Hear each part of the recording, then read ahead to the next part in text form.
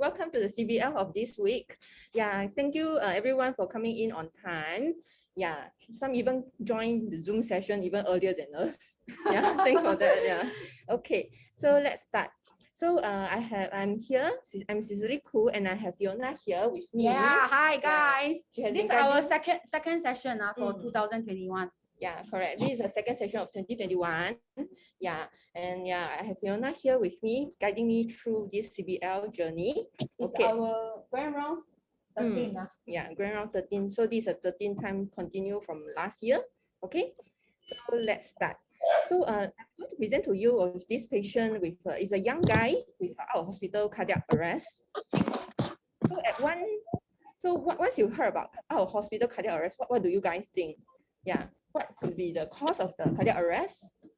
So you can comment, you can respond to me via your chat in the Zoom, or yeah, Stella here can answer me as well. Oh, you know Stella. Huh? Yeah, I know Stella, and then you are Hui Ling. Yeah, welcome to ICU. Yeah. Okay. So the purpose of this CBL is we want to help nurses to develop an active inquiry mind through case-based learning methodology. And this is to build their clinical knowledge and to promote self-directed learning with critical thinking, clinical reasoning, and also decision-making skill. So at the bedside, we always have to make a lot of decisions, right? So we must have a good clinical knowledge and our critical thinking to help with the decision-making. And also, we want to create and cultivate an active inquiry-based learning and teaching environment. So it's just not one way teaching, it's a two-way. So yeah, you can ask me question, I can ask you question. So it's a two-way learning, okay? Okay. Yeah. Why? Are you signing? Okay. I just opened. So this is a case of peptic ulcer. So as you know, peptic ulcer disease is very common with a lifetime prevalence in the general population of 5 to 10%. And an incidence of 0.1 to 0.3% per year, meaning to say, this one is right. And very common, we always staff right during our shift. So I think we all stand by our omeprazole, famotidine for ourselves, right? Yeah, I think it's among us.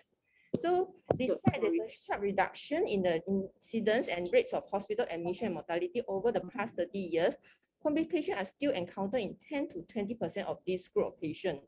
Yeah, because we have a lot of PPI, all this medicine, right? So of course, it's there will be a reduction already, but still there's a complication that's still occurring. Yeah, so among all the complications, perforation is less common.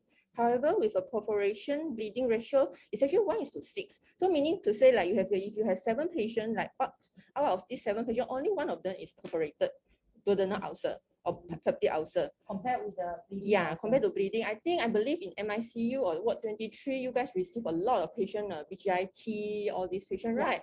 But for a patient that having a perforated peptic ulcer requires surgery is lesser, right? So much less. And I think normally we'll come to SICU, and after that we'll go to SID. Okay. Yeah. And then for this perforation, actually it will cause about 40% of all ulcer-related deaths. Yeah. So it's not common, but it's fatal. And so I would like to mention also about out-of-hospital cardiac arrest, which can be called as OHCA or OHCA. And it's a leading cause of death in Singapore. And the survival rate actually drops by 7 to 10% with each passing minute. I think this one everyone knows about it when you go for the PCLS, right? But one of the exam question is each passing minute, how many the survival rate will drop by how much? Okay, it's very common, it's very textbook kind of a statement, but then it's very important. So our ambulance actually take average of 11 minutes to arrive at the emergency. So bystander responsibility is very important. Yeah, so if there's a bystander that can do CPR for the patient, it actually can significantly increase the individual chance of survival from OHCA. Yeah. So because this is a case that my patient that actually collapsed out at hospital. So yeah, I would like to talk about it more as well. Yeah, and then for successful management of patient with complicated peptic ulcer, it involves prompt recognition, resuscitation required, and also, of course, the antibiotic therapy and timely surgical radiological treatment is very important to make sure that everything is successfully done for the patient and patient can be cured and recovered. Okay, yeah.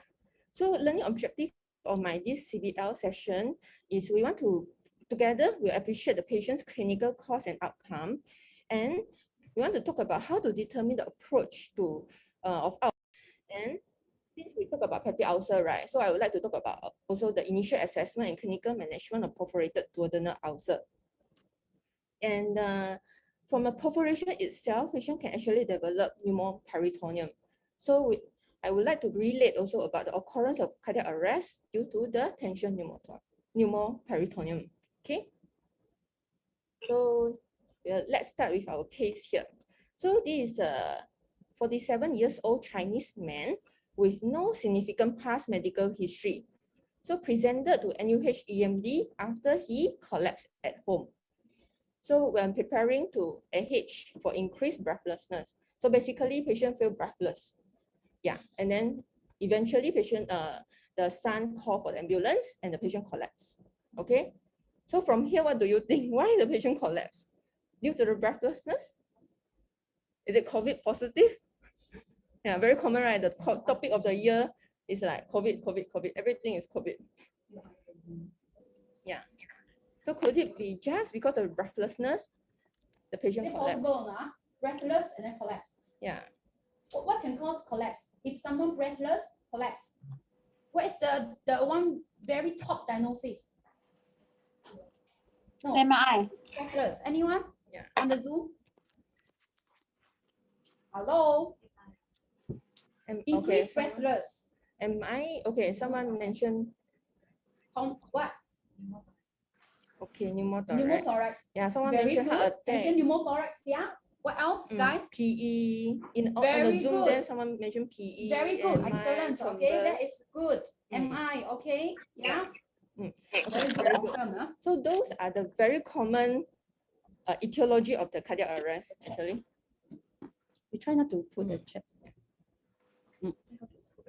I will handle. Yeah. We'll go back to the previous slide. Okay. Yeah. So okay, bear in mind. So we try to keep the answer first. The answer will slowly review as we goes by. Yeah. Okay. Okay. So how do we get the diagnosis? So first of all, of course, through our history and physical examination, right? Yeah. So according, the patient collapsed already, right? The patient collapsed already, right? So how do we get the information then? It will be corroborative history obtained from the wife and the son. Okay. So first of all, patient collapsed at home, right? So that will be our chief complaint. Then what are the history of presenting complaint? Actually, on the day before admission, patient around 4 p.m., patient complained of severe abdominal pain. Yeah. Then after that at night, so finally the patient so painful until cannot tahan anymore. At night, patient went to GP and then given symptomatic medications. So, but over the night, patient just couldn't sleep because too painful already, severe pain. And the son did notice that the patient drink a lot of water, but just there's no urine output. He didn't see the patient go to the toilet. Okay. Finally, on that morning itself, patient have worsening shortness of breath. Okay, and the patient planned to bring him to AH, and they called the ambulance. Family plan. Yeah, family. Yeah, I think a patient at that point of time cannot think much already. Okay, then while exiting house, patient slumped over and collapsed. Okay. So we'll review through the patient's the system, so then we'll know, like we'll get to know what's exactly happening, and then what is the cause of the patient collapse. So for sure, the doctor and us will ask a history. We'll get the history from the patient and also from the patient's wife, right, and the son. So according to the wife and the son, there is no head injury or recent trauma. Patient don't have any cough, no URTI, no recent COVID. Okay, guys, why no head injury or recent trauma? Huh? Why need to ask these questions? Yeah. So why do we need to know if there's any head injury? Why we need to get this this thing from the family? What do you think, Stella? Why must ask this for someone out of hospital collapse? Someone collapsed. Why you need to ask this history? What 21? Anyone? Huh? You have Yeah, a lot of I have a lot patients of like hand that. injury Yes. happen. What? Anyone? TBI. Very good. Traumatic brain injury, Mm. right? Like SDH, SAH come from. So usually sometimes it takes a few days, right, to develop. So we always must ask, got patient got this or not on the day itself, right? So review our system is a review our system from the history taking. It's very, very important role for clinical diagnosis. Understand? Okay, everything we ask, we want to generate diagnosis in our mind. We need to, because your therapy, your treatments, your diagnosis, your confirm your clinical diagnosis. All right, good. Okay, so that's a Close your chat so the audience can see. Close your chat. Like, close. Hey, you haven't finished previous. Hang on, sorry, her first time, guys, bear with it. And the stress. Yeah. Okay. So so we have to ask if there's any recent head injury, any cough, okay, any nausea and vomiting. Remember, the patient does have the severe abdominal pain before the day before. So we would like to know if there's any diarrhea as well, or if there's constipation. For this patient, the patient does have constipation for 1 day. Okay, and no pale stool, no black stool, no blood in the stool also. And remember, I mentioned just now, the patient drank a lot of water, but no urine output for over the night. Okay, and why do we need to know if there's any other infective symptoms, or if there's any recent surgery done before? Recently done, this patient, why do we need to know? For a collapse case, why do we need to know whether patients have an infection? What do you think? Very good, excellent. Okay, sepsis is the top differentials for someone collapsed at home, and we do not know. Okay, does not mean the patient must have a fever and all these, especially for immunocompromised patients, right? With this patient, of course, it's called healthy, but is it really healthy? Later, you will from in the detail, you will know that it's not healthy as what we thought, right? Someone never come to the hospital with no past medical, it does not mean they are healthy inside, because we will see there's something is wrong with the liver. Okay, very good. Now, that is very awesome. So every time we ask something, it's because we are looking for a diagnosis. We are not just asking for the doctors or APNs, just ask without any why no infection is important to know. what is we need to be focused, right? Now, why ask constipation for someone out of hospital collapse? If someone, what can cause abdominal? IO. Very good. IO. Very good. Okay. Intestinal obstruction from mechanical. Or this is intestine get twisted, right? Can cause someone collapse or not? Yes. That's why I'm thinking it's not the same. That's why Cecilia already sian, like until the face want to drop on the floor already. Now drink a lot of water, but no urine output for whole night before the what do you think here? If someone fluid over no urine output, what do you think? Fluid overload. Fluid overload causes breathlessness as well. Okay, in this case, not really fluid because we don't really have past medical. What do you think? That someone with no urine output. Kidney, yeah, so probably got kidney failure. So you can see when we look into all these small symptoms, we are diagnosing that there's some problem with the organs. All right. Okay. Now, why we need to ask any recent surgery? Why? What is to do with someone collapse? Why we need to ask anyone got surgery or not? Anyone on the Zoom? Yeah. Very good. Okay, so if there's any anastomosis leaking, right? And then there's any retroperitoneal bleeding on the surgery itself. Do you have post-op complication? Yes, right? For the people in the surgical ICU or surgical high-D, that is why you post-op, you need to see. Does not mean the immediate post-op, they will develop complications, even post a few. So you always must ask, right? These are the things can cause, if someone got retroperitoneal bleed, it will cause what? It will cause hospital collapse, because retroperitoneal bleed often is accumulate so much in your peritoneal cavity, and then after that anemic, and then the patient collapse, right? Hypotensive. Now, why need to ask the no TCM use, IV drug abuse, or alcohol intoxication? Why? Can you cause someone collapse or not? Yes, okay. So always must ask, can you see all of this history? Do you think can take from patient or not? Cannot, right? So family, okay? Even the ambulance staff, later we will show you ambulance. What the history from ambulance, very, very important. Okay? This kind of thing as a nurse, we also together, especially if you are at ED, even sometimes at ED because they are so not the time sensitive and not able to go through the whole detailed history when patient go to SIC, you can gather as a nurse, okay, because you can interview the family during your orientation time, right? Checklist you can gather, okay?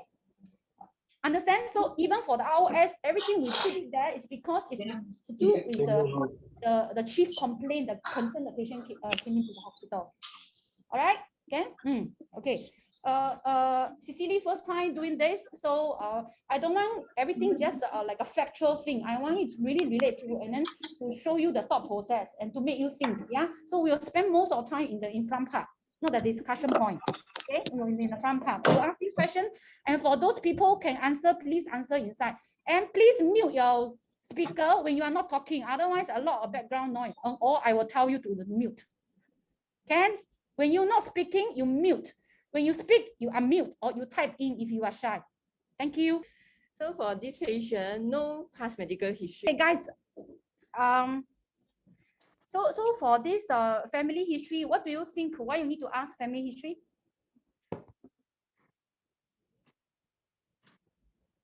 Something can cause cardiac arrest. Yeah, CA can be. Anyone got remember the pulmonary embolism? So you need to ask, right? DVT and all this.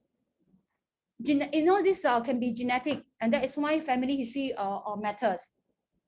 Okay, so always ask family history like cancer or any cardio IHT because it's run in the family. Even DVT run in the family. Pulmonary embolism run in the family. All right. Okay, so it's relevant. You need to ask for it. Yeah. Okay. Okay, so what's going on? What is the cause of the collapse of the patient? Yeah, so we want to know like what's the patient diagnosis in a very short timing, right?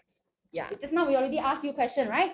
So you have some answer and great answer. Thank you for those people who in the Zoom answer. Yeah. So those are actually the common cause of the cardiac arrest. And if actually you try to look for information about it, there are even tons of it. Okay, so the common etiology of cardiac arrest here in adults can be due to cardiac, because most of the time are due to the cardiac issue like AMI, MI, everyone that someone mentioned already just now, or is it pericardial tamponade? Yeah. How about respiratory? Just now you mentioned pneumothorax, PE, all this, okay? Or is it due to hemorrhage and hypovolemia? Commonly, is it due to the trauma, gastrointestinal bleeding? Okay, these are the long list of the common etiologies. And this is another list that's treatable condition associated with cardiac arrest. Yeah, so how can we get the information, get the diagnosis within a short time frame? Okay, how can we get the information within such a short time frame? In ED, actually, everything has to be done very, very fast. And even the history taking and the handover from the SCDF to us, it's just during the handover, during I transfer the patient from trolley to trolley, just short. Yeah, guys, you can screenshot of this one. You can screenshot this. These are common etiology from cardiac, from respiratory, from hypovolemia, poisons, electrolyte disturbances. There are certain things we need to from our laboratory, right? But drug and screen and all this, we need to see whether we need to send for drug and screen. True. In this case, it's a very low risk. That's why it's not our top differential. But when you look at the common etiology in cardiac arrest, these are the things you need to put in your mind. It's something very practical when you're at home and someone collapses at home. What are the things? That's why from the history, very important. Yeah. And then some of the hypokalemia, all this you must through the laboratory. Okay. And that is why the laboratory are coming in after your clinical diagnosis come out. You must have something to work on your diagnosis, then you send the lab. You don't just everything anyhow send. You don't. You must have a list of diagnoses for the particular concerns. Then after that, you send the lab. So always history plus physical examination. Usually people go through that and say this is a doctor's job work. And right now, why we do this is because we are nursing for nursing. We are not trained by this. But in order to appreciate a case, you must go through this process as a doctor is going through, and that's how critical thinking skills can be fostered. Okay, and we want to use this educational platform to train these educators and at the same time make you think during the process, because all the time we are doing a lot of work but not really sit down and think and reflect the case. You don't appreciate it. Okay, okay guys, I will come on and off because it takes some time to become experienced. It's very important for the first part to read learning setup. Your audio is I have a role here to get you through to appreciate the case, not just give you a lot of factual information, or which is we nurses are very good, especially for Cecilia. It's a very good educator, but we are not doing something she's familiar with. Okay, so you will see me coming here to make everything to connect, to all the dots connect together. So by the time you finish the whole presentation, you are able to tell the story to another person, that you understand the case very well, and also there's a learning point. Okay, can? Okay, yeah. So how can we get all this information? Yeah, so that's why now I would like to talk about the approach to out of hospital cardiac arrest. Okay, so if we see here, out of all these cardiac arrests, right, out of hospital cardiac arrest, obstructive coronary disease is found in almost more than 70% of OHCA survivals. So does it meaning to say that all the patients out of hospital cardiac arrest will assume that this is due to AMI? Then we'll straight away rush the patient to cath lab. And then we wasted another hour in the cath lab, found nothing, no AMI, and then come back to ED. So it's a waste of time. And then you waste a golden time to save the patient to start the treatment. Okay? Yeah. So I want to put my perspective in this. Now, why it's important to understand is because population study, right? So we always go by pattern or pattern recognition here. If 70% of patients coming in is because of cardiac issue, the first thing what we need to do is we do ECG. That's why the ambulance got ECG, right? To run, is it STEMI, because why? Time very important for perfusion, right? The treatment. Now, in this case, can it be neuro case now? Can. Right, it's also sensitive for thrombolysis, but why in this case not neuro? You know what I'm trying to say? It's because we always go to cardiac first for cardiac arrest because of the population study. That's why the literature is important when you look at a case. Individually, sometimes they behave according to in the population belong to typical, but there are patients who behave out of it. That is why not all the patients have abdominal symptoms coming in. Must have gastric abdominal sepsis or whatever abdominal related things, because they are not classic that you read from the textbook. Okay, so these are the things you must keep in mind, that you must have a pattern recognition. Then after that, you will see is this patient fit into this kind of a typical population or out of it. And that is why even for the doctors, they always to have a grand rounds and analyze each case. Right, and they call interesting case because they behave out of the typical of populations. So for yourself or for us, when we read a case, we always need to ask ourselves: is this case belong to the typical one or is behave outside? Why? It's very important. Otherwise, all the patient coming with abdominal symptom, you say, oh, it's a gastric problem, GE. No, some patient coming in because of even for what is that dengue. Right, every abdominal symptom. So you cannot rule out dengue in any patient with dengue. But why this patient don't have? You may have a severe abdominal because it's not in the top differentials. And that it comes with clinical experience from the doctor's clinical judgment. Okay, the acumen must be very accurate. All right. Okay. Okay. Yeah, so when we are at the bedside, whatever we do is just not about the determining the cause of the OHCA, but we want to know also the extent of the injury after the cardiac arrest. Okay, so these are the important information for us to know for all these group of patients. Okay, first of all, we want to know if there's any prodromal symptom which is very significant causing the collapse, such as chest pain, shortness of breath. Okay, and if the cardiac arrest, is it weakness? And if it's weakness, if there's any bystander CPR done. Okay, And what is the initial cardiac rhythm? This is very important. As we know, if a patient initial cardiac rhythm is a VT, VF, a lot of them are actually having AMI. Okay, but for this patient, what is the initial cardiac rhythm when the patient collapses? We'll talk about this later. Okay, and then if there's how long was the CPR provided? Yeah, and lastly, how many doses of advanced cardiovascular life support medication were administered? Okay, so apparently our SCDF paramedics are very well trained. They can even start to insert LMA when they are en route to the hospital, and then they also can give adrenaline en route. They are very busy actually from the time they fetch a patient from home to hospital. They actually insert IV plug, insert LMA, and then even given adrenaline during the trip. Okay, yeah. So all these are the very important information. But how do we get all this information? Yeah, how can we get all this information? In this case, what do you think can get other than the wife and the son? Yeah. Very good. Yes. Excellent. Yeah. So the paramedic will do the handover to us at the bedside. Other than that, so now you are in ICU already. So you are not at scene, not in the ED. So how do you know if you want to know more about the information? Yeah. So it's actually we can refer to our SCDF note. If you guys realize the CDoc nowadays, they upload the SCDF notes already. And it's actually very informative. You can read about it. Okay, so you can see here, the time call for this case is actually 9 a.m. 9 a.m. the son called the ambulance already, called for ambulance. And the time run started at 099. Yeah. Okay? 9 o'clock. Correct. Then after that, you can even see what is a short. No. Okay, wait. So time of call is received 099. Time of the ambulance start running to the we need to have preparation, right? It cannot be receive the call and straight away, and they also need to disseminate from their side. 0908, and this is the time the family say patient collapse.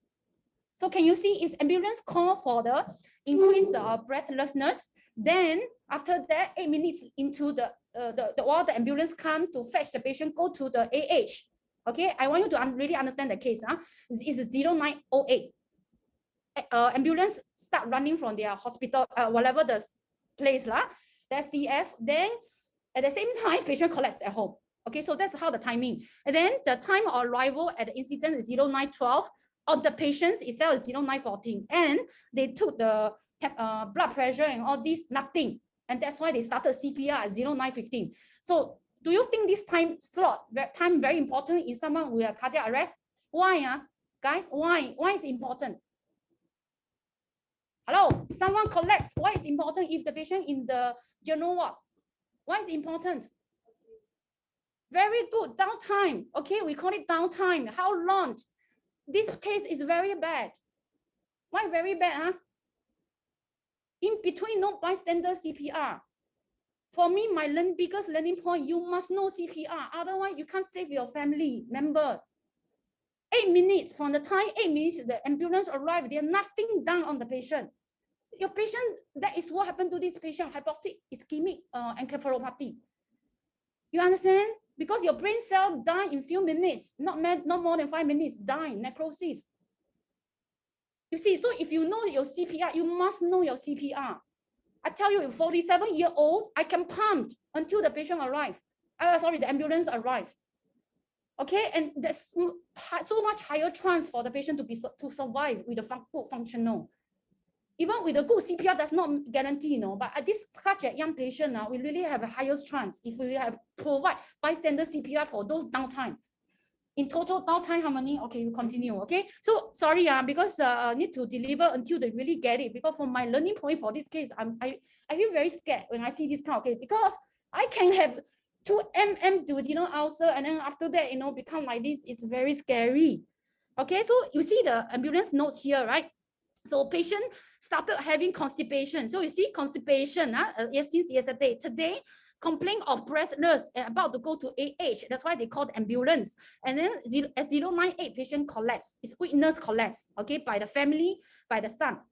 by the wife, by the son, yeah, and then arrive, call the ambulance 995. I mean 995 call at 09 o'clock. Then patient no bystander CPR. So can you see, even for the ambulance, they record with the main points. All right, okay? Arrive at 0915. Patient check PEA. They attach the leads.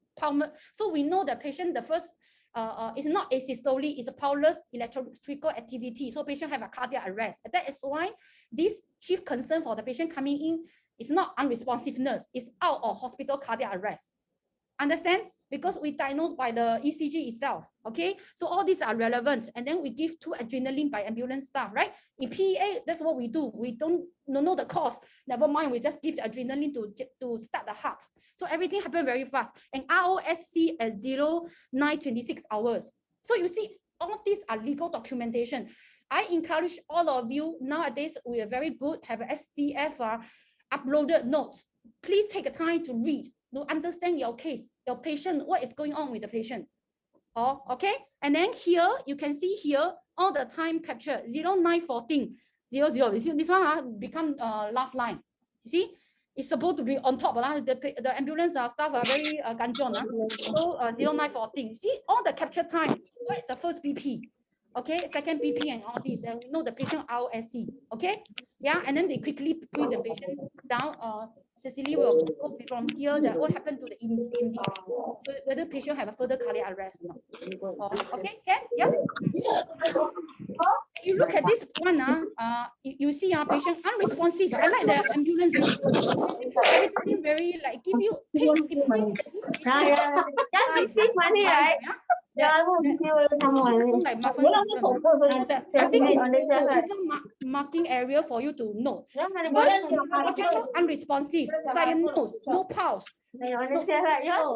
Stroke patients, right? It's more like cardiac arrest. Right? Okay. Okay, people need to mute. Okay. I want to They actually still manage to have a time to ask the patients. So they can even write down here. So for this patient, very straightforward, just gastric issue. Okay. Yeah. And from this piece of information, right, this SCDF note, what is the important information that I want to know for this case? Yeah. For this patient, okay, I want to know, right? So the patient collapsed and no bystander CPR. How long is the downtime? Yes. So they pay attention so much on the time. So we can have a very accurate timing of the downtime for this patient. So there's actually downtime of 18 minutes before patient reaching hospital. Okay. Yeah. How do we know the patient? How do we know what is the cause of the PEA collapse? The initial rhythm is PEA, right? PEA collapse. Okay. Then whenever we go for BCLS, ACLS, what are the assessor or your code blue drill? The assessor will ask you when it comes to PEA collapse. Yeah, 5H, 5T, yes, correct. So what are the 5H? Hypoxia, yes. Yeah. Hyper K, yes. Hypo K. Hypothermia. Any more H? Acidosis, very Acidosis. Hydrogen ion, which is a acidosis. Okay, so these are the 5H. And how about the 5Ts? Anyone in the Zoom? Yeah. Very good. Awesome. Tamponade. Yes. Just now someone mentioned tension pneumothorax. Very Tension. good. Yeah. What else? Toxins. Toxins. Yes. That's why we ask, got any medication, TCM, drug abuse, any TCM drugs. use, right? Yeah. What else? Any more T? T? Just now someone mentioned AMI. Correct. It's thrombus, right? To the heart. And then one is to the Brain also. brain is not stroke. It will not straight unless it's brainstem. I mean, even brainstem still continue there. Time to buy. Yeah. What is the heart, the lung, heart and lung, pulmonary embolism, right? Any cardiovascular collapse, yeah, respiratory collapse. So these are the 5T. Okay. So these are the very easy and practical things when we at the bedside we want to rule out what are the cause of the PEA collapse. And that is why, because it's practical and it's got acronym, right? So it's easy for us. Anything at the bedside, and that is why it built into advanced cardiac life support. So if you go to advanced cardiac life support, all the doctors, even for APM, we need to maintain, right? we need to know this 5H5T like this.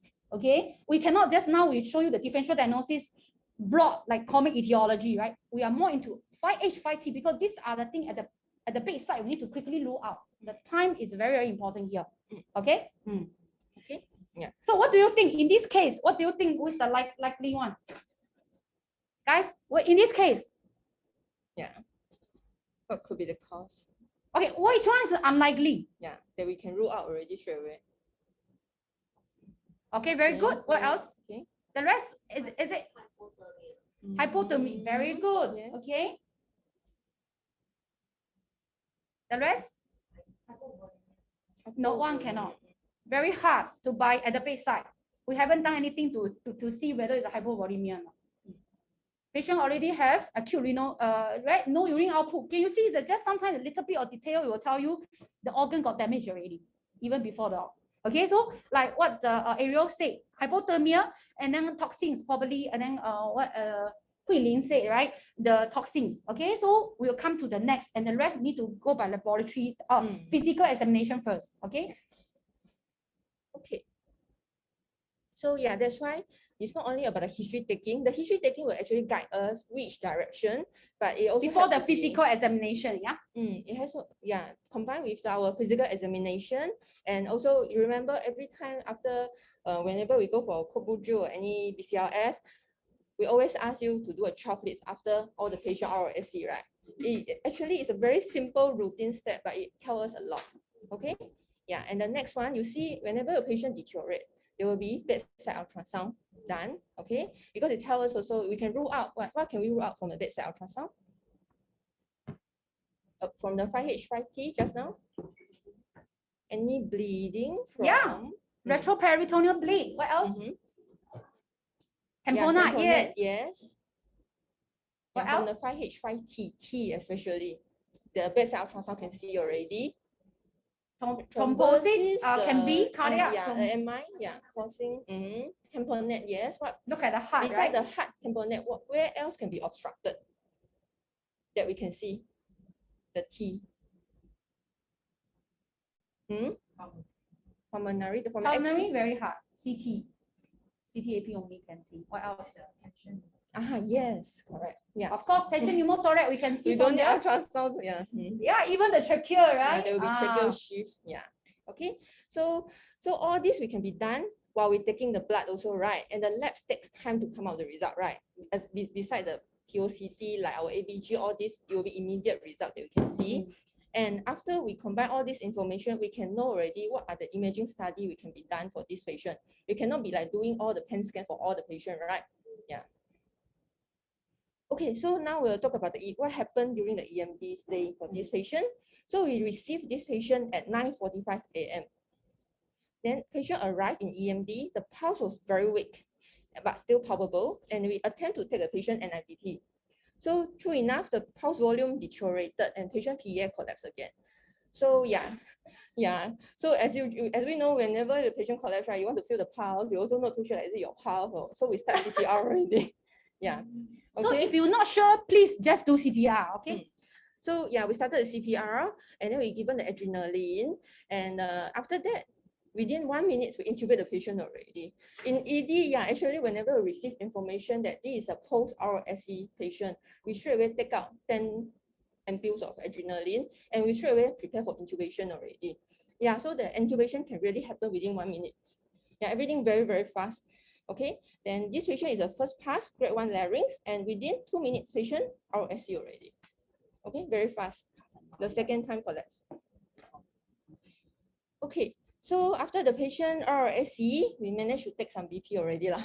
So you see in the triage, right? You don't see anything on the ED notes because patients straight away go to P1. No time for BP, pulse, anything. Just tube the patient. Okay, so that's why when you see when patient, especially when you're in the ICU, when you take over case from the EMD, you go and look at the documents, right? Under the triage, there's nothing. It's not because they are lazy, they never put. It's because the patient already in the P1. No need to triage. If patient go to the P1, that means patient still okay, then not like this kind of need straight away tube. So Cecily is very good because Cecily now rotated to ED to to do posting, so she understand the workflow. Very important to understand the workflow and understand the documentations so that you can appreciate the case very well. Huh? Yeah, you notice the first one, no parameter, nothing. Okay, in ED, it's not luxury like us having ICCA. Everything will flow in nicely, right? So when during resus, post-resus, I have to manually write down the BP, everything, and after that, document everything back into CDoc. Yeah, so we are very lucky in ICU. Okay, at 10:30, we managed to get the first vital signs here already. Have time to document already. Yeah. Okay, so what do you think of this parameter? Can you see? Yeah, post RSC already. Okay, so what is the temperature here? 38.2. The patient have fever. Okay, and the next one, what's the pulse? The beat, a patient's heart rate. Yeah, it's 109. I think it's a bit Pulse blurry. rate is still okay. Then BP, Yeah. how's the BP? Okay. The BP is NIBP here, 131/106. So this is RSC, right?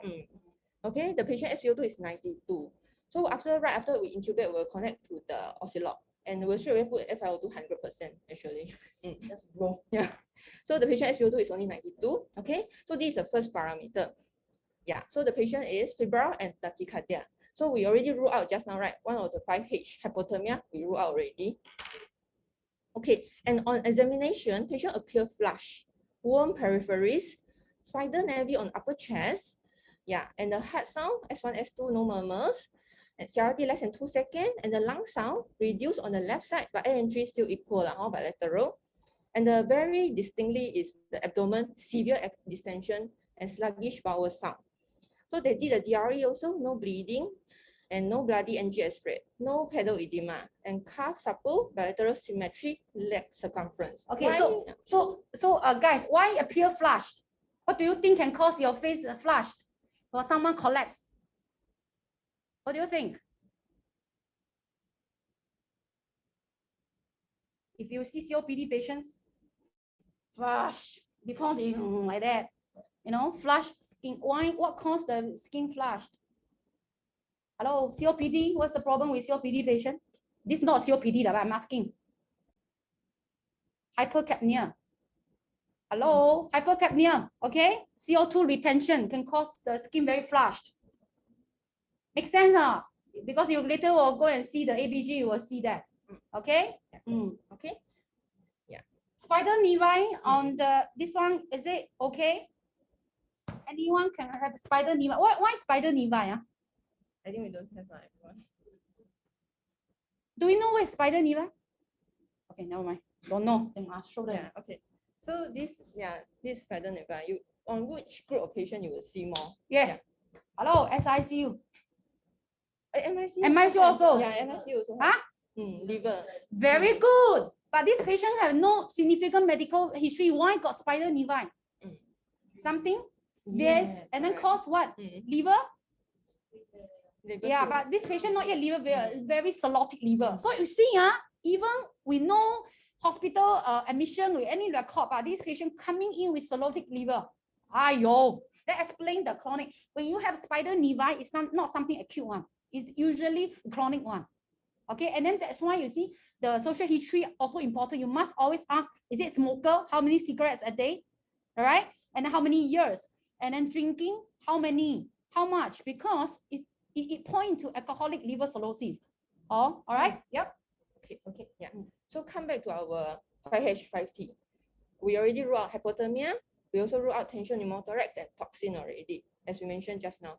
Because the A&G was equal, right? Although okay. So we left with another 4H and 3T. But for tension pneumothorax, is still cannot go by clinical, right? Even you listen, you still need to do what? Hello, do X-ray, yeah? ED very easy, yeah? Anything at the point of care, at the bedside must do quickly, yeah? Okay, so we'll come to our next one will be the initial workup investigation. Then we will know more about this patient. Okay, so as I said, mentioned just now, patient RSC, first thing we do is ECG. What do you think of this ECG? Any ST elevation? If you want to rule out AMI, right? First, is it regular or not? Hello, regular or not? Huh? Is it regular? Your QRS and QRS, is Can it see P or regular? not? Very okay. good. There's normal P, Q, RS. Okay. So do you think it's a heart attack now? And the ST segment is not elevated, right? Yeah. Okay. It's not depression also. So it's sinus tachycardia, no acute ST changes. Okay, when you look at ECG, because remember the cardiac always the main issue, right? Top differentials. So you need to rule out this by 12-lead ECG and something very quick at ED, and your X-ray very quick can rule out some of the diagnosis on your 5H5T. The rest you can go by lab because it takes time for the lab to process those. Even you send urgent, right? ED, I don't know how half an hour they can come out or 15 minutes. Sorry. When you set the lab. Oh, about half an hour. About half an hour, yeah. But the rest, 12-lead ECG. Okay, for this case, what is the main two tests you must do other than 12-lead and chest X-ray? Someone collapsed. Very good. What else? The other one. Okay, when I ask you something fast, it's point of care testing. That is why is anything when someone collapses first, it's always ABG because sugar will always together, and then plus one is what? Always go together. ICU patient. Auto collapse. Lactate. Yes. Okay. Okay. Yeah. So this is the first ABG that we done. We managed to do at 10 a.m. You see all the timing, right? We put the timing to show you that is what is happening to the ED. Yeah. Even when we come here to analyze the case, you can see all the time sequence. Yeah. That shows you that they think the way we think. Okay. Yeah. So everything happened very fast. Remember, patient ROSC at 9:53, 9:59 we done ECG. 10 a.m. we already did our first ABG. Okay. Yeah. So what do you think of this ABG? Is it normal ABG? Yeah. pH 6.61. It's scary, right? So can you Yeah. remember the warm flush skin? Your CO2 very high. Okay. So Okay. yeah, is acidosis? What contribute to the acidosis? CO2 And what else? and base access. So what is this ABG interpretation? Hello, give a diagnosis for this ABG interpretation. Yeah, what is this? Acidosis is contributing by the which two component? Yeah. So what is that? So CO2 is to your respi, and then your bicarb is to the what component? Metabolic. So is mixed severe metabolic and respiratory acidosis. Okay. Any other important information that you want to see from this ABG that tell you something already? Yeah, K is high, okay. 5.3. Yes. Yeah. They didn't do it like that. You should do, right? Yeah. Actually, in ED, they can even check urea creatinine there. It's POCT Yeah, also. but I think they didn't do it. Okay, so they are just rushed to Very do good, ABG. very good. Yeah. Okay. Yeah, And then, because of course, a lot of junior doctor in ED also. So you guys, the other thing is when you look at case, please don't think that all the doctors write down means is gold standard. It's not, because we have a lot of junior doctor there. That is why you also need to learn how to look at the case, because in the beginning, patient coming in, we need teamwork. We need to gather information to have a big pictures about these patients.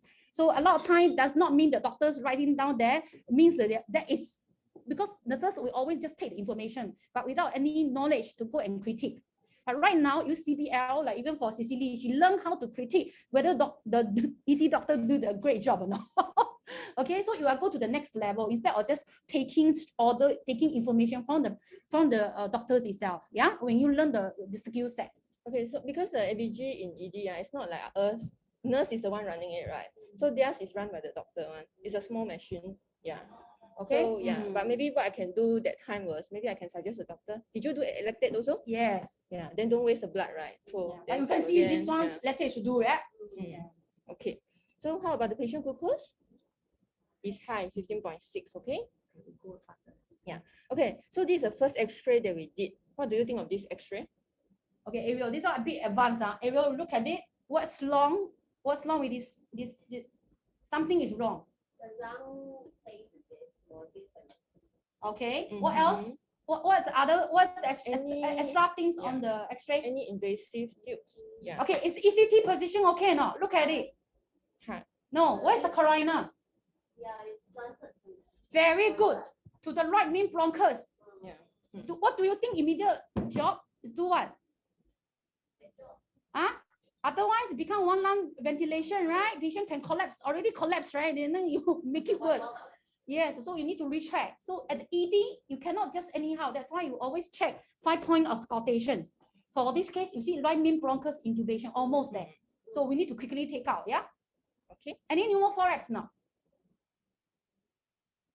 Okay, yeah. Any pneumoperitoneum? Huh? How to see? Yeah. Is a diaphragm here, okay?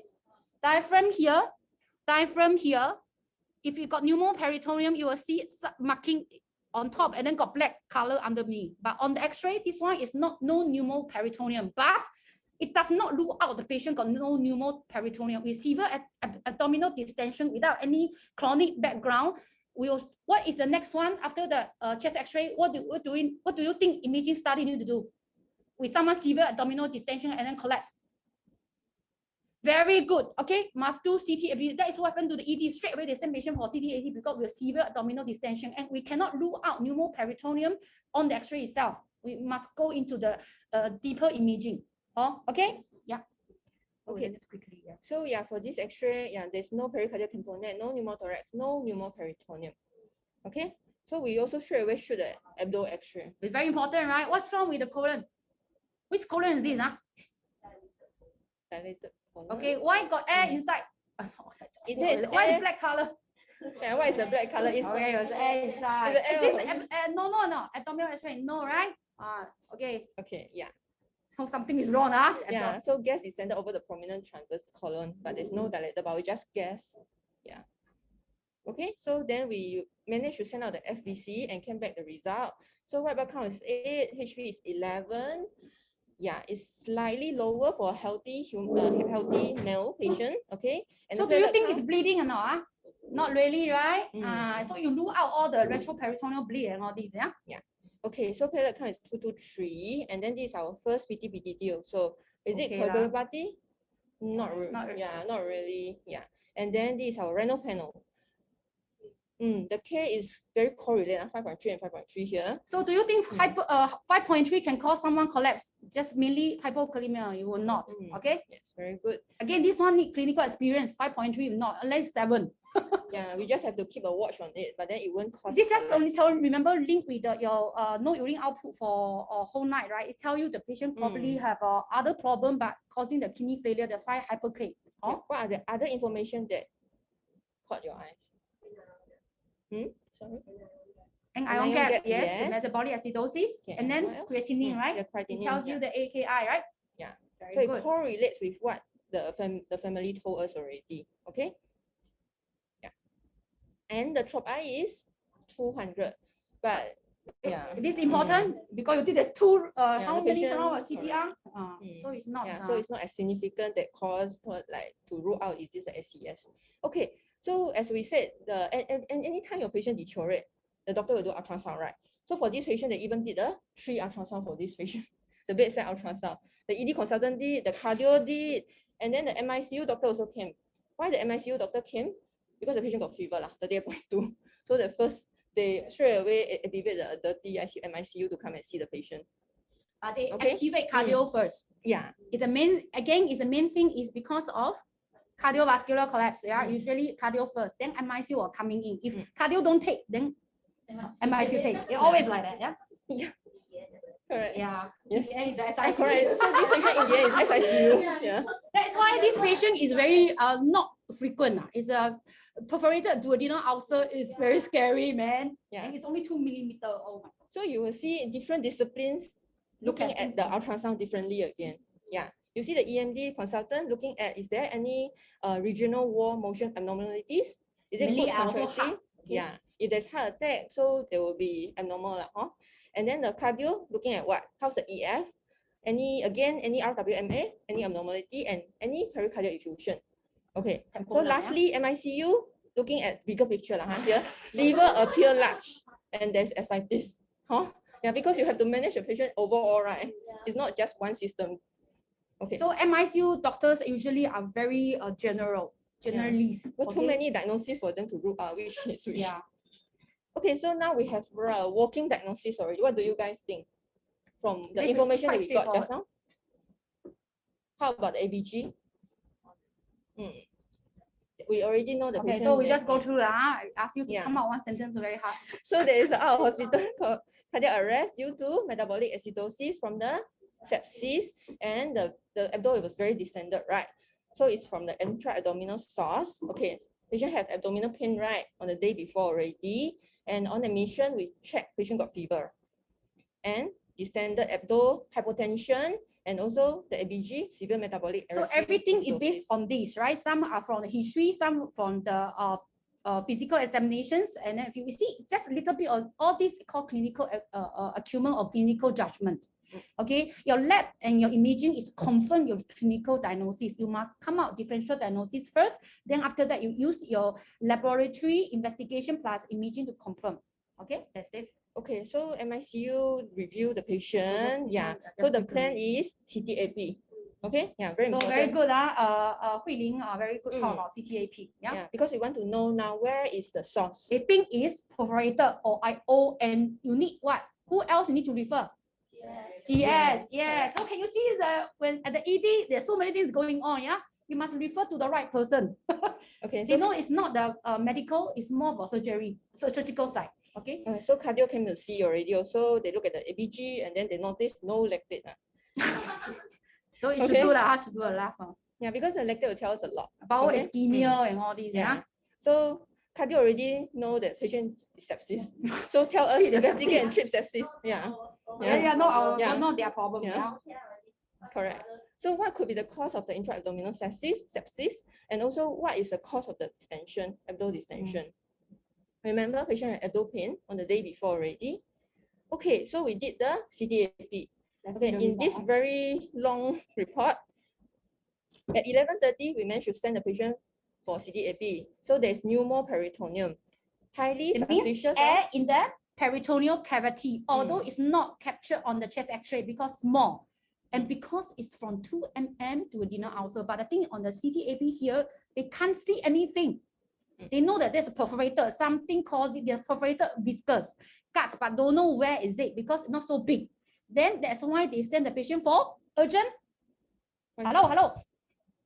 Exploratory laparotomy to locate, to run the colon, to run from the stomach, and then to see where is the. Can you see the case very, very dramatic? And 2 mm only, you know. Oh, you understand? So sometimes CTAP will show you exactly where is the problem, but because the 2 mm duodenal ulcer, you only can find in the operation itself. And that is why GS had to stay. Everything happened in such a short hours because they know that these patients already sustain a very bad prognosis. Okay, yeah. So CT imaging also show there is hypoperfusion of the gut, short short bowel, bowel, ischemic, ascites, flattened inferior vena cava.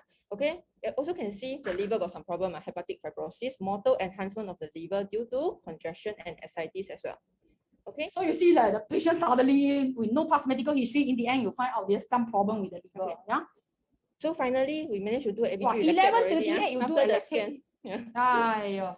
So you can see sometimes at ED, they're so as a nurse at the bedside, I really see sometimes it's like so obvious, but because everybody doing something, if you at the bedside and this is your patient, you should ask, do I need to run a lactate? Just one sentence. But can you see that if your lactate very high, you say, oh, this is probably a bowel ischemia patient. Oh. Okay, so slightly improvement from 6.6, right? Because we blow out some CO2, the CO2 is coming down to 90. Yeah. The base SS are coming down from -26 to -14. Okay. And so finally, 12 o'clock, GS step in already. So there's like by the time coming in 9+ until 12 o'clock, right? Okay. After so many ref flow until GS coming or surgical case. So GS got some conclusion can write already lah, huh? So we already given 3 liters of fluids and then intubated, sedated already because the patient start moving already. And we also inserted NG, greenish fluids. And then the abdomen remains. So if you got a bloody aspirate, are you worried now? Yes, GI bleed, right? So we need to see, yeah, we need to know. After we insert the IDC, still no urine output, although we loaded the patient 3 liters already. Already KPI. Yeah. Okay. So impression, pneumoperitoneum from perforated viscous. But So currently GS source is unknown. their work, right? They write very concise. Yeah. I mean, they write exact what's the problem, yeah? So also asked to send off LFT, hepatitis marker, and also prepare the patient. So stabilize the patient first. Cannot go up straight away. That ABG, that BP the patient will just collapse on the table again. Yeah. So we went, the patient sent to SICU first. And of course, need to start what? If intra-abdominal sepsis, then to start 2 antibiotics. What are the 2 antibiotics? Losartan and Flagyl. Very good. Yeah, actually for this case, we loaded the patient Losartan and Flagyl as early as 10:30. Yeah, actually we roughly know it's from the abdomen. Abdomen. That's why you see symptom, your abdominal pain, straight away you say, okay, this is from the abs. So we also send out the LFT, but this one is hemolyzed blood. Okay, and then CRP and Procal as well. So what is Procal 97, is it okay or not? Not okay. Means what? Patient septic, yeah? Okay. So Procal will tell us that the patient is septic. And how about the lactate? Lactate is actually can associate with the, we'll know how the patient organ dysfunction. Yeah, more of the prognosis also. High mortality. Yeah. So this one is actually done by Dr. Jason Poa. Alright, I found a lot of local study. So elevated baseline lactate was superior to Procal when it comes to prognostication. Okay. So in EMD, these are the intervention. We loaded patient a lot of fluids. We loaded the antibiotic as early as 10:30, and finally 1:30 p.m. we send to SICU. Yeah, after we stabilize the patient. And actually, we in ED we can only go with central IV plug and dopamine infusion. So patient come to SICU already. So arrive in SICU straight away. What do you guys think that we'll do? We'll be rushing to do already with this kind of BP. We receive at 70s BP. Yeah, very standard. Already OT 4 vasopressor. Actually, the anesthetist was waiting there already while we're inserting IA, inserting central line because the BP is so low. Yeah. So for pre-operation stabilization, BP remain hypotension, tachycardia, and patient not synchronizing with ventilator also. Yeah. Okay. So in this ICCA charting, what do you guys can see here? Patient on how many inotropes?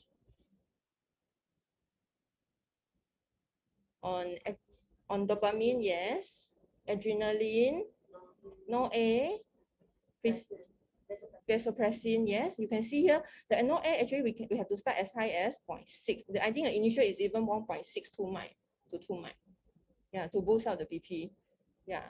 And actually for this patient, the dopamine they took some day to win off. Even the dopamine they cannot win off. Okay. Yeah. So patient on 4 inotropes, dopamine, no-A, adrenaline, and vasopressin.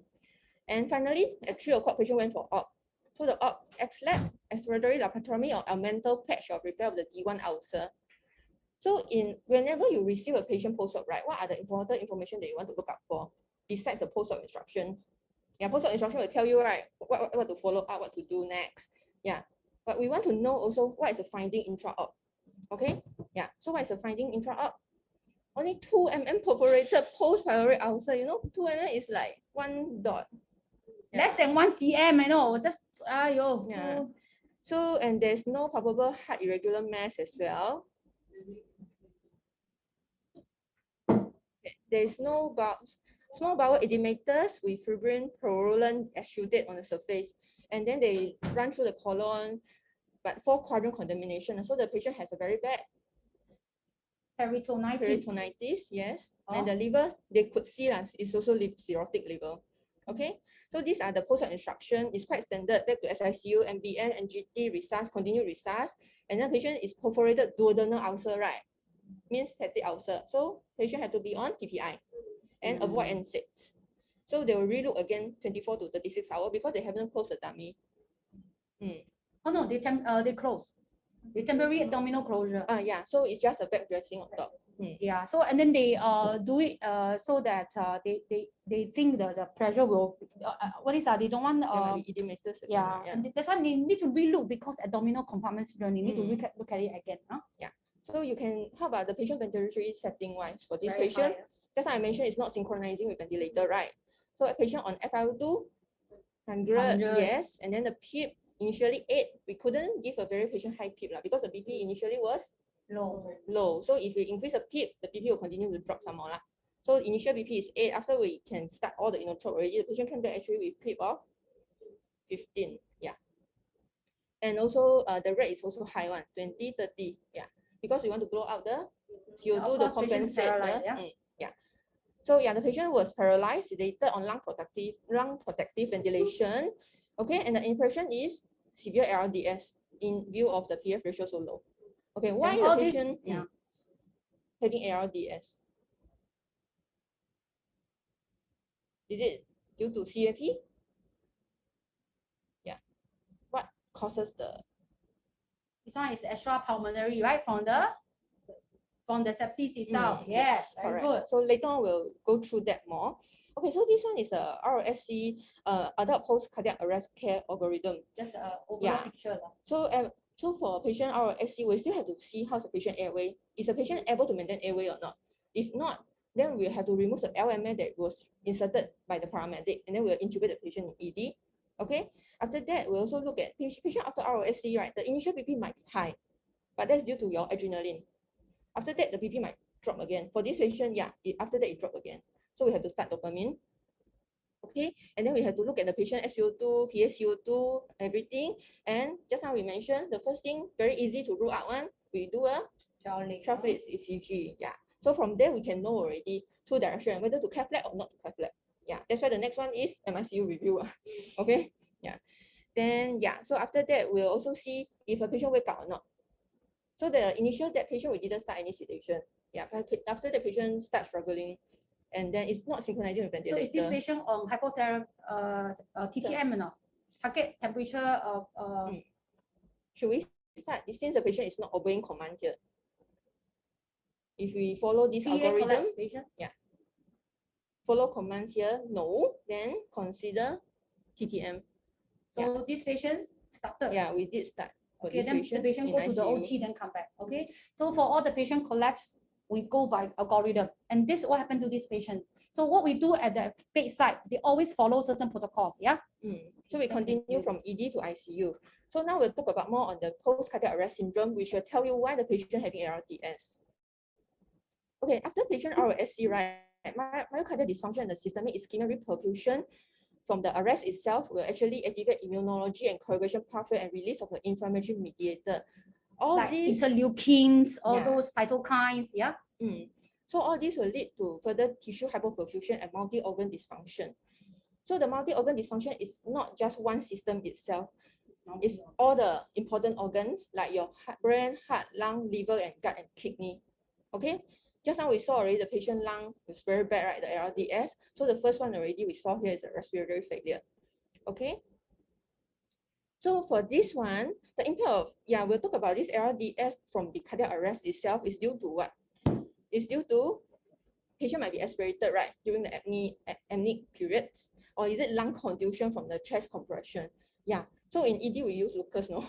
The Lucas actually started from ambulance until ED. ED people will continue with Lucas. So sometimes after half an hour of the Lucas doing a CPR there, the patient chest actually sunken, you know. Oh my God, I also, yeah, whenever I see it, I was like, oh, okay.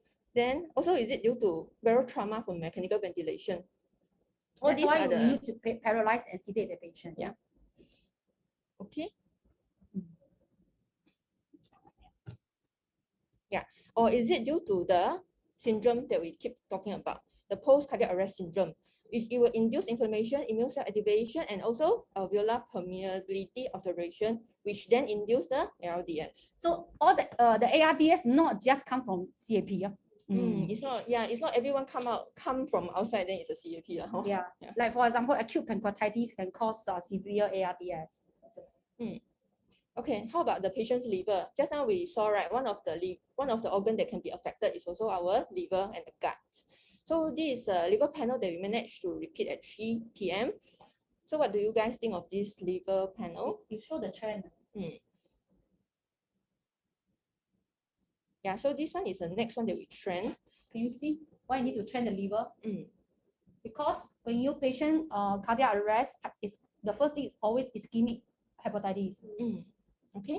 Yeah, so you will see here at 2 days later, the AST ALT is very high, and the LDH. All these are the significant marker of your ischemic hepatitis. So it's not just purely due to the liver cirrhosis. It's due to your ischemic hepatitis now.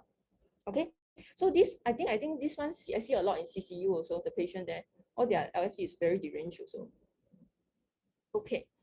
Then yeah, ischemic hepatitis is due to again the reperfusion and the hypoperfusion stage during the collapse. Yeah. Then the next one, our kidney.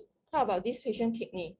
I think from the very beginning, we know already, the patient no urine output already on the day before admission. So the initial care, remember, it was 5.3. Yeah. After that, it did drop to 3.5 again, and this creatinine still remain high. Was 190, yeah? So if you can see how when we train the renal panel here, right? So the creatinine, actually, it was 194. It was a peak time at that time. Then it slowly dropped already. Okay. So that means kidney failure, acute kidney injury is. So AKI can be reversed, if you yes. save early, Yeah. So our kidney is actually working very hard. Yeah. Okay. Here, but then in this study, patients who developed AKI not only took longer for ROSC, but also more frequently had pre-existing cardiac and renal disease, and also have a severe hemodynamic alteration. That's why we might give more fluids, right? Yeah. Okay, next one, the next organ. What do you guys think about this? This is a patient GCS monitoring. So on the 15th at 1 a.m., the patient pupil changes. Blown. Yeah, become blown already. Wow. It's a bilateral blown. From the initial 3 breeze, 2 fixed, and eventually become bilateral blown. So if the pupil blown, which part of the brain affected? Just if you attend last week, Ariel's presentation on neuro, which one? Which part of the brain?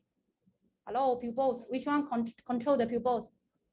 Brainstem, very good. The midbrain, the pons, the medulla, yeah. Okay, so for this case, we try to bind time. We give more. We try to give 3% saline first. We think the inside very edematous, right? ICP need to reduce. But do you think for hypoxic ischemic brain injury, do you think the hypotonic saline work now? Yeah. So for this case, actually, because we did put the patient on BIS monitoring, and because the patient was paralyzed as well. So what do you guys think of this BIS as early as 7 p.m. actually? Yeah. It's already slowly Scary, coming down, man. 11 to 0 actually. By the time 1 a.m. when they found the pupil blown, it's actually 0 already. Yeah. You see, so sometimes this really correlating. Yeah. So when you see this, does not mean patient what is the BIS not accurate. Please correlate. Yes. And you are at the bedside, please escalate early. Otherwise, they will ask, how come you never escalate? Because you're not able to link together. So not all the time, sometimes the BIS is not accurate, but you please rule out first. Yeah, so definitely 4 a.m. we send patient for CT brain. Yeah. So patient already diffuse loss of gray white differentiation. Nothing, no. Yeah, no matter what we did in ED, no matter what we did in surgery, ICU, the patient already sustained HIE, hypoxic ischemic encephalopathy. Yeah. So why the patient sustained HIE? What do you guys think? If you look from the beginning, from a home until the patient come to ICU, is it very the good? Long downtime? Long down, 18 minutes. Yeah, the long downtime Brain from gone, the at home. Yeah, because actually in ED we always see very fast him like 2 minutes only. Yeah, but from home that he actually sustained an 18 minutes downtime. Yeah, so you can see here if no treatment, the patient survival rate is equal to 0. Okay, so that's why your BCLS always tell you CPR. Why we have to be trained on CPR so importantly. You can save your family, so please know your CPR. Don't know, not sure, just pump. Yeah, and then how no can need we... mouth to mouth, please don't do yeah, no need mouth to mouth. Just pump.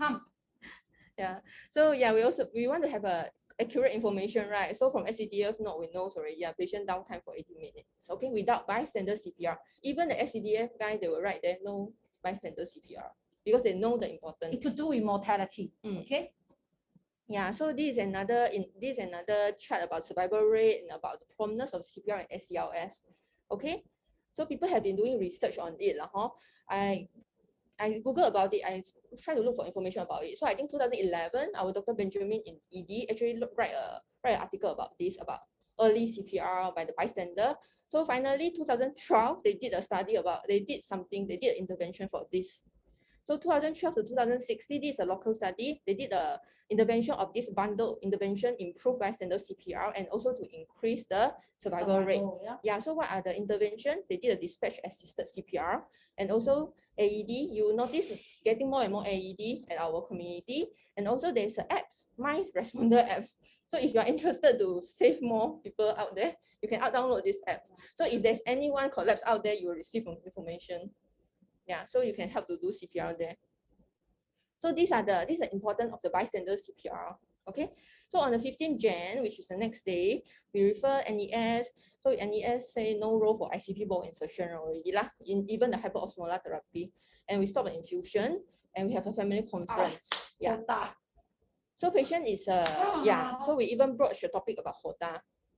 Okay, because patient bilateral pupil blown already, and it's a HIE lost gray white differentiation already, and the family, of course, the family will take time to revert, and the care form also up for this patient, no CPR, no defib, no escalation of tropes, and but we still want to do another MRI brain or EEG and neuro review. Any idea why? Yeah, so normally we won't proceed until MRI, right? Yeah, if it's just a pure brain death. Okay, so this patient still having some spinal reflexes, and patient still can able to trigger on PS mode. Yeah, but he couldn't sustain adequate mechanical ventilation to maintain normal capnia. So that's why they have to put back on control mode. Okay, so we proceed with the MRI on the 16th Jan afternoon. So it's still suggestive of HIE lah, and there's even tonsillar herniation already, 1.8 cm. Yeah. So when the brain is so swollen, where can it go? Go down, tonsillar herniation. So foramen magnetum, not FM. No. I do think they will know. Yeah, okay. So we still proceed with neurology referral for the neuroprognostication. So we done the family conference again on the 17th, which is 3 days from the day of admission. So finally, the patient decided for terminal extubate and agreed for organ donation. Yeah. So what do you guys think? This patient is not BD because the patient still has one breath. Can we still proceed with HOTA? Yeah. So HOTA nowadays the criteria is not just BD only. So we are moving towards another direction also. We're moving towards the DCD, donation after cardiac death. Yeah, it's not a new thing in UK, but it's a new thing here still. Yeah, last time we don't, only brain death, right? Now we just we can, yes. Yeah, I think this year we have 2 cases already. So on the 17th Jan, since the patient will be proceed for HOTA already, so we start a series of tests already, a preparation for organ donation. All sorts of tests mainly to rule out to see if there's any illnesses. Yeah. Whether the organ, do you think the liver can donate now? So what the organ can donate? Kidney, mainly kidney. That's why you see the later on do everything to so that the kidney can be donated. And in this case, it's not corneal, but kidney. I think so we try to correct metabolic imbalances and treat infection. So the patient already started rosafir and metronidazole very early, right, on the 14th Jan. But we add on the fluconazole for the transplant preparation. Immunosuppressed, so that you don't have any other. And on the 17th Jan, because now patient from a GS patient become a neuro patient already, right? Donation, right? Yeah. So now become a patient developed DI already. We even have the patient have polyuria. So we even have to give the patient DDABP. Yeah. So these are the trending for the DI screening. Okay, on the 18th Jan is the day that they decided for terminal extubate. Yeah. At 8:23, we stopped the inotropes. You see on the 4th day already, patient still on double inotrope. Yeah, and the no-air dose was actually, I think 0.23. It was still quite high dose. Yeah. So you can imagine once we stop, what will happen next? Like the patient will pass on. At 8:24, we terminal extubate the patient. And at 8:52, patient pronounced death. So this one is pronounced by the DCD assessor. Okay, and then we rush the patient to OD already because we cannot don't have a perfusion for the organ for so long, right? So right after pronounced death already, we let the family see a while, then we rush to OD already. And the patient CCOD sign out as perforated duodenal ulcer with generalized peritonitis and HIE. Okay. So it's not Connor's case, huh? Is we found 2 mm duodenal ulcer perforated and then causing the death.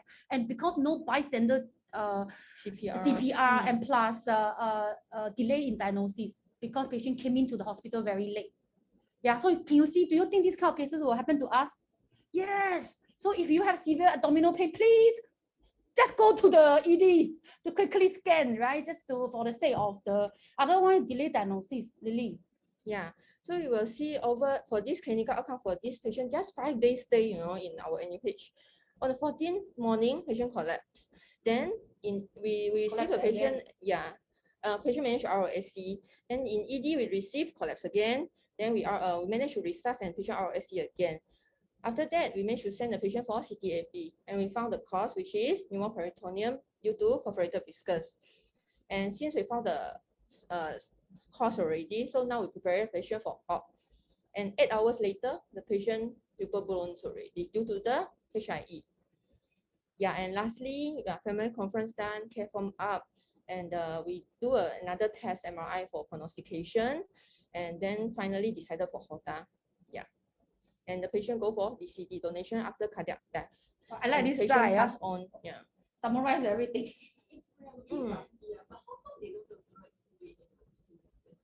No, they need to pet the patient. Sorry, pet the patient. Like do the last office in the the ICU. The family cannot go in. Yeah.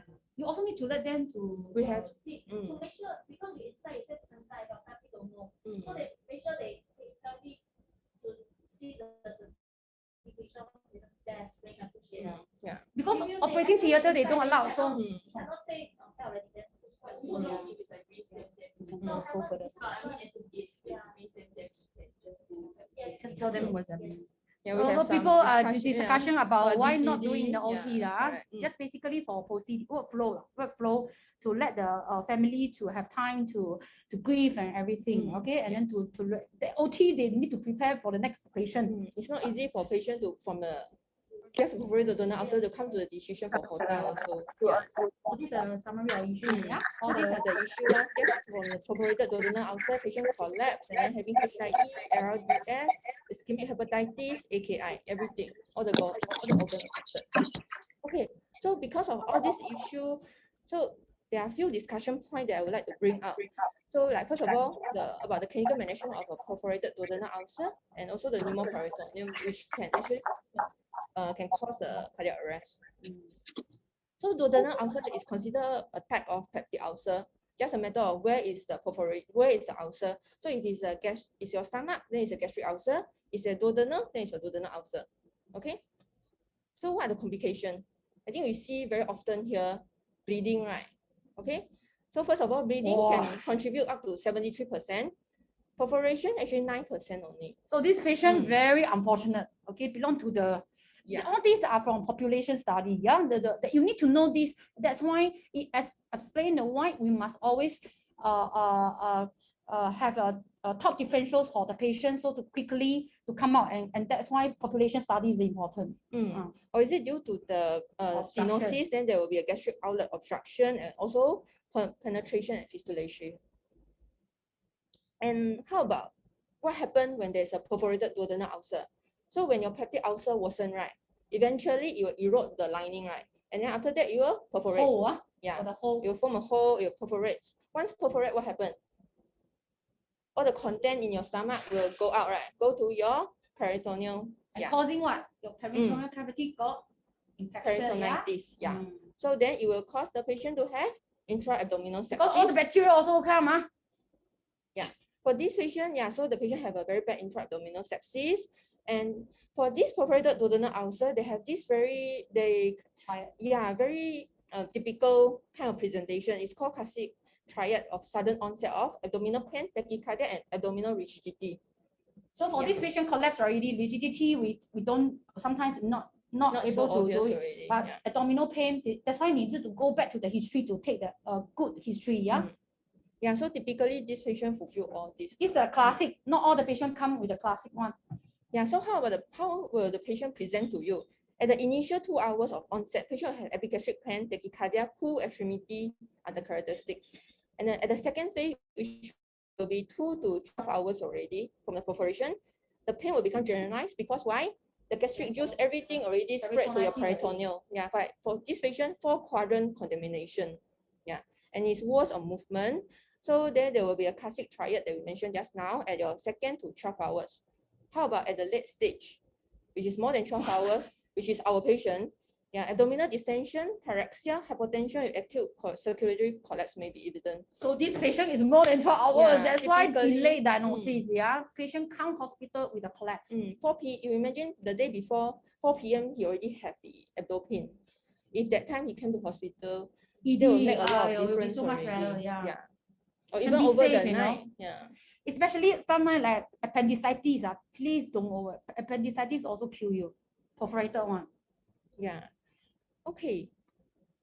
So other than that, these are the again the statistic. Patient might manifest as a epigastric pain. Most of them are 97.6%, abdominal distension, abdominal tenderness. If the patient still conscious, yeah, and then classical sign of a peritonitis, vomiting. These are the less possible clinical manifestation. Yeah.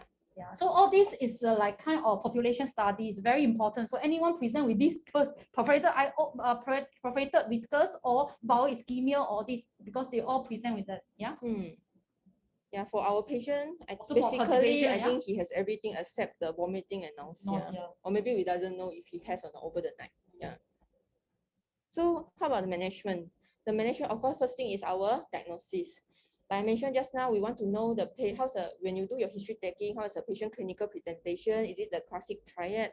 And then how about your physical examination?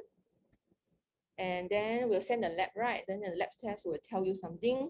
Like our patient, metabolic acidosis very badly. And also, how about the other diagnostic investigation? At the bedside, we can do our X-ray already, right? But for this, to see a pneumoperitoneum, you have to do an erect X-ray. Meaning to say your patient have to be conscious and able to stand. So this patient is not erect. Yeah, in ICU, sometimes we seldom do abdo X-ray because it doesn't tell you anything. Yeah, and you notice we'll straight prepare patient for CTAP. Yeah.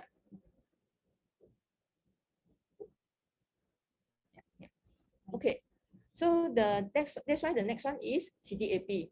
This is also because the high probability and the finding that a negative X-ray does not rule out any possible perforation. That's why your CTAP will tell you more.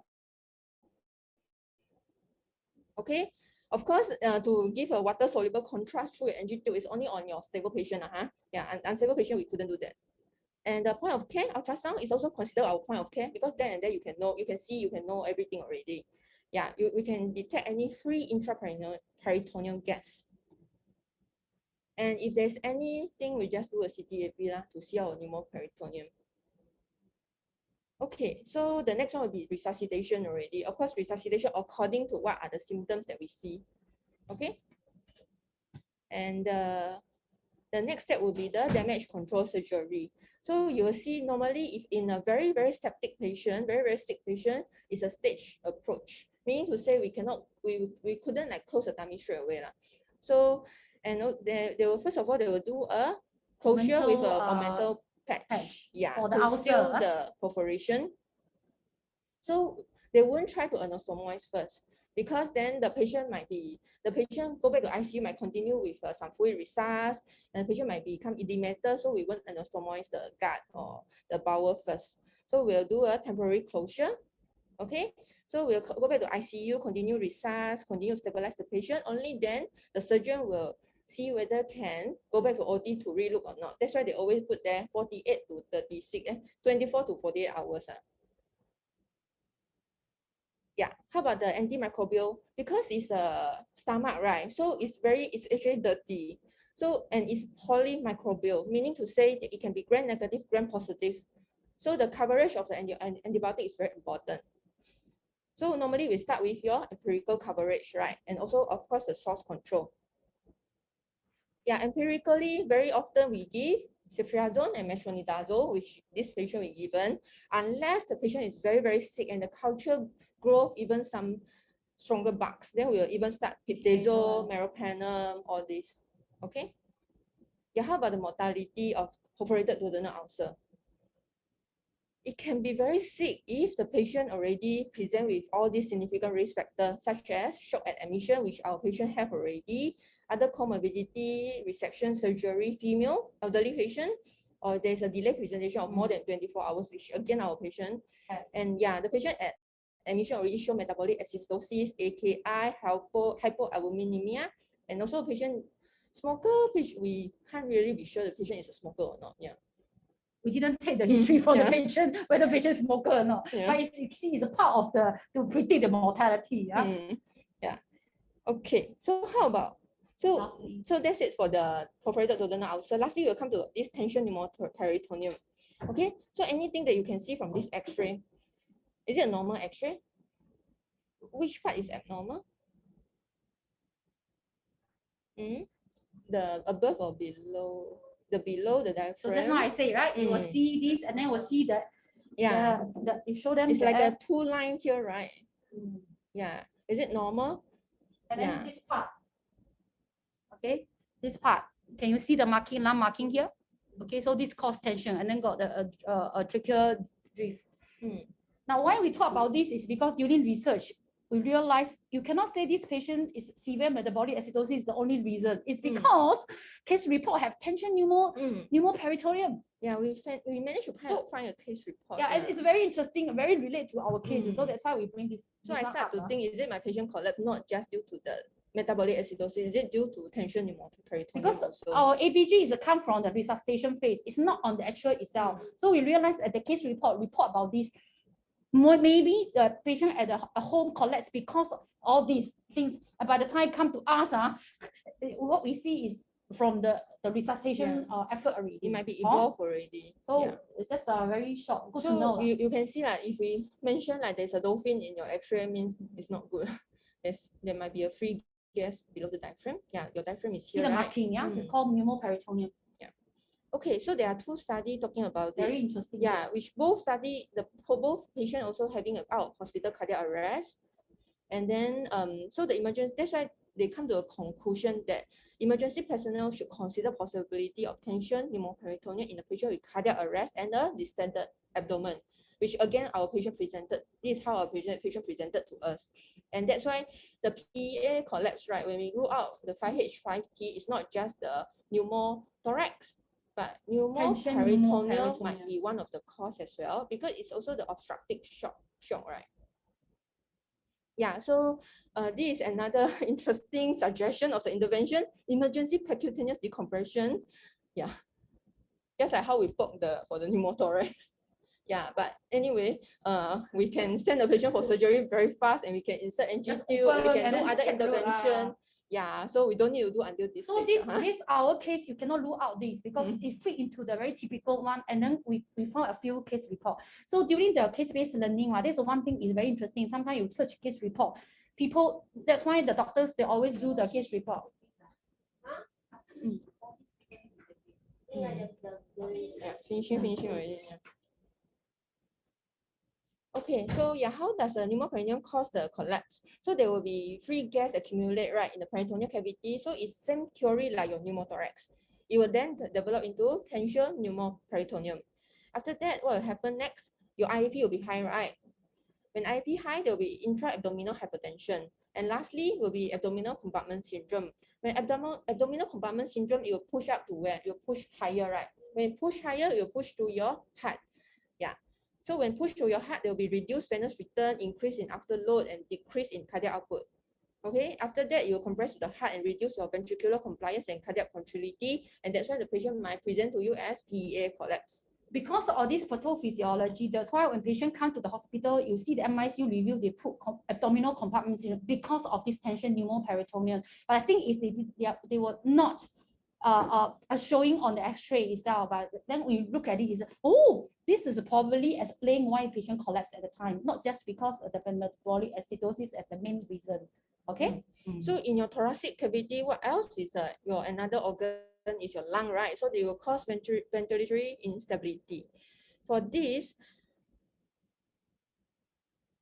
cannot. Yeah. Yeah, sometimes. Yeah, so it will push to the lung, and that's why the patient again will present to you with your high PIP pressure, right? Your ventilator will start alarming all this because of the poor lung compliance, and eventually there will be pulmonary hypertension, and then the ventilatory perfusion abnormality will present to you as hypoxemia, hypercapnia, and acidosis. Yeah, so these are the potential consequences from your tumor peritoneum that can happen to your patient. So it happened to our patient, basically. Yeah. So what is my learning point here? So my learning point here is peptic ulcer is very common. I mean, like you and me, we might be having it, and it can be asymptomatic, but it can be fatal if a complication occurred. And for perforation, it actually accounts to 40% of all ulcer-related death. And so you do not ignore any telltale signs of your illnesses. Intervene early. Yeah. And CPR is crucial. I always think CPR is important, but then now I see bystander CPR is even more important than our inpatient CPR. You can save your family, you know what I mean? Yeah, because it's like we save a patient life here, but then it's because of the downtime out there, the patient in the end still couldn't be saved. Yeah. Very this one very case really drive to my heart. It's like, wow, my God, it can happen to any of us. Okay. Yeah. Okay, so I think we overrun again. Yeah. No, because technical, that is one thing about Zoom, and that's why we need to recording. If you cannot follow through, we will edit and then upload the video to the YouTube. The other thing is this one is also do this one. It's an unlisted YouTube link, so that means only people who have the link. When you click, you will have the video access. Otherwise, you cannot find on the public YouTube. You search the topic, you cannot find it. It's must through the link, and you can share with the other hospital because it's for healthcare professionals, and it's of high quality. Not just teaching all the facts, but really understand the case itself. Okay. Yep. So that's all, guys. Yeah. Next week is another interesting by Ward 23 Sinan, right? Another interesting case. So at the same time, it will be weekly. It's a platform that we try to establish in 2021 for critical care nursing. Yeah. Okay.